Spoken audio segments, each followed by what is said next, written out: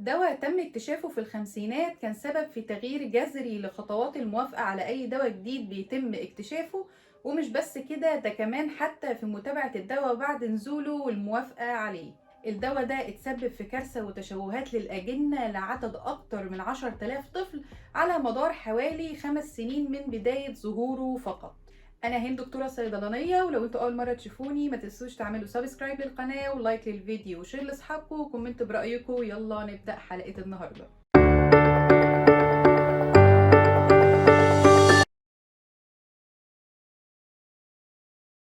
الثاليدومايد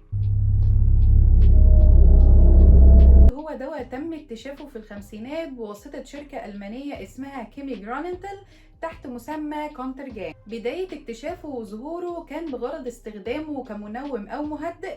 بعد كده بدأ استخدامه يتوسع أكتر في علاج الغثيان أو المورنينج سيكنس للحوامل، ده باعتباره دواء آمن. تم ترخيص الثاليدومايد في عام 1956 لبيعه بدون وصفة طبية، يعني مش لازم روشتة من الطبيب لصرفه في ألمانيا. وفي الوقت ده ما كانش فيه قواعد في ألمانيا لتطوير وإنتاج وتسويق المستحضرات الصيدلانية زي اللي موجودة النهاردة. وكمان لم يتم وضع إجراءات الترخيص ومراقبة الأدوية في شكلها الحديث الحالي إلا بعد المأساة اللي الثاليدومايد تسبب فيها. في الوقت ده كمان ما كانش فيه اختبار إذا كان المادة الفعالة دي يمكن إن هي تضر بالجنين ولا لأ، وما كانتش الاختبارات دي مطلوبة في ألمانيا بشكل صارم أو حتى في دول أخرى كمان في الفترة الزمنية دي، وبالتالي لم يتم اختبار الثاليدومايد على الحيوانات الحوامل.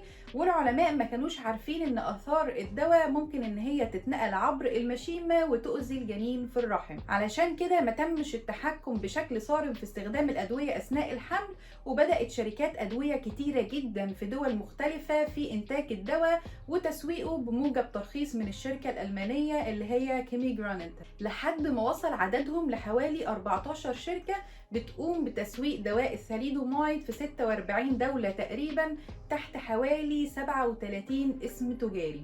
في عام 1958 تم إنتاج دواء الثاليدومايد في المملكة المتحدة من شركة ديستلرز تحت مسمى ديستيفال. ادعى إعلانهم أن يمكن إعطاء دواء ديستيفال بأمان تام للحوامل والأمهات المرضعات دون أي تأثير ضار على الأم أو الطفل. بداية ملاحظة المشاكل اللي الدواء بيسببها كان في عام 1959، يعني تقريبا بعد 3 سنين بس من بداية تواجده في السوق، على هيئة ريبورتس أو تقارير من الأطباء للشركة عن شكوكهم في تسبب دواء الثاليدومايد في تلف الأعصاب أو البولينيورايتس للمرضى اللي كانوا بياخدوا الدواء ده.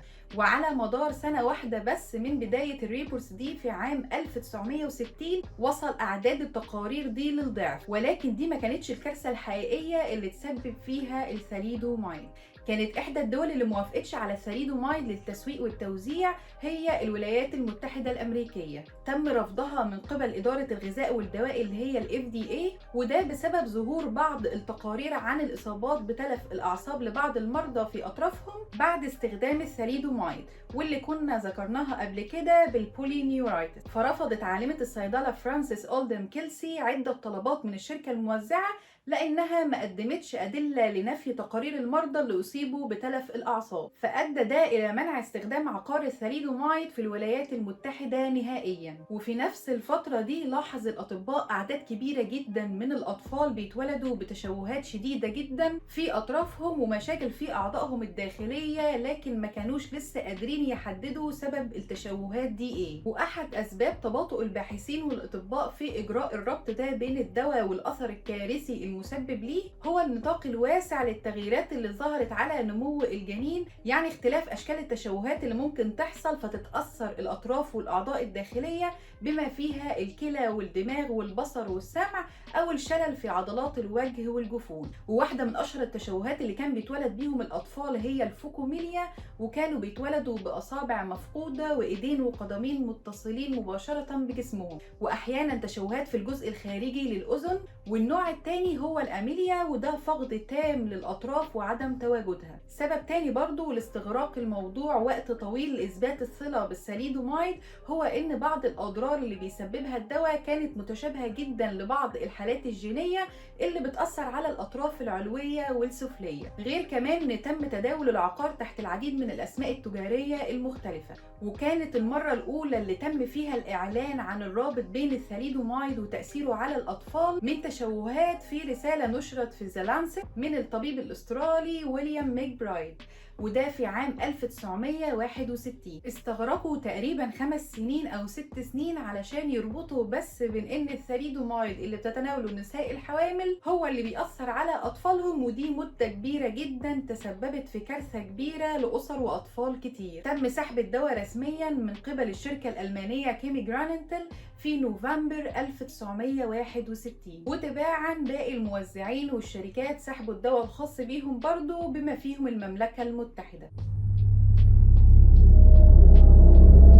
في السنوات القليلة اللي توفرت فيها مادة الثاليدومايد بتشير التقديرات إلى إن أكتر من 10,000 طفل اتأثروا بالعقار، توفى حوالي نصهم بعد ولادتهم مباشرة أو في غضون أشهر من ولادتهم. بيعيش أطفال الثاليدومايد اللي نجوا أسرهم مع تأثيرات الدواء، وتم تشكيل جمعية الثاليدومايد في عام 1962 من قبل آباء الأطفال المصابين بعقار الثاليدومايد، وكان الهدف الأصلي للجمعية هو توفير الدعم المتبادل والشبكة الاجتماعية، وكمان السعي للحصول على تعويض. قدمت كيمي جراننتل الشركة الألمانية الأصل في عام 1968 إلى المحاكمة في ألمانيا، والشركة قامت بتسوية القضية واتخذت الترتيبات لتعويض الضحايا الألمان. وفي نفس العام برضو توصلت الشركة البريطانية ديسلرز المرخصة أيضا إلى تسوية تعويض مع ضحايا الدواء في المملكة المتحدة. في عام 1972 ساعدت حملة بدعاية كبيرة جدا بقيادة صحيفة سانداي تايمز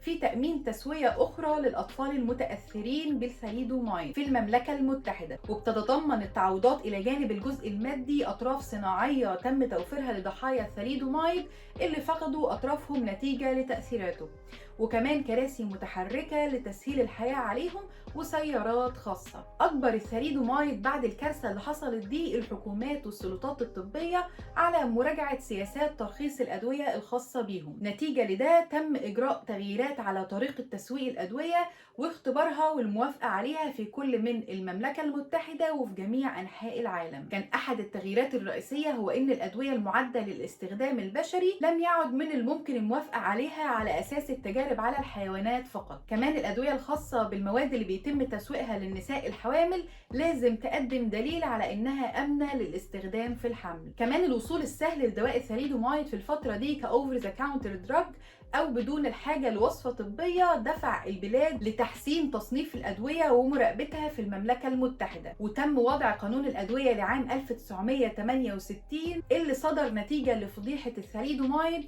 بالتمييز بين الأدوية اللي بتحتاج لوصف طبيب والمتاحة للبيع العام. وظهر في الفترة دي فكرة مراقبة الأدوية بعد الموافقة عليها وطرحها للسوق، وعدم الاكتفاء بالتجارب على الحيوانات أو التجارب السريرية لإثبات أمنها، وده ظهر في إنشاء الأبسالا مونيتورينج سنتر اللي بقالها دلوقتي أكتر من 40 سنة، وهي مؤسسة غير ربحية بتشترك مع منظمة الصحة العالمية WHO أو باقي الشبكة اللي بتمثل الدول التابعة لنفس الرؤية بتاعتهم، وهي متابعة وتوفير دواء آمن لكل مريض. وده تم عن طريق إلزام شركات الأدوية بتقديم ريبورتس على مدى أمان وفعالية الدواء الخاص بيهم، والإبلاغ عن أي عرض جانبي مشكوك إن يكون الدواء سبب فيه. وكمان الريبورتس دي تبقى بصفة مستمرة طول ما الدواء موجود وبيتم وصفه. ومش بس شركات الأدوية، لا ده متاح لكل فرد سواء من الطاقم الطبي أو أهل المريض أو حتى المريض نفسه يقدروا يبلغوا بنفسهم عن أي مشكلة بتحصل أثناء استخدام أي دواء، وده عن طريق اليلو كارد أو الكارت الأصفر.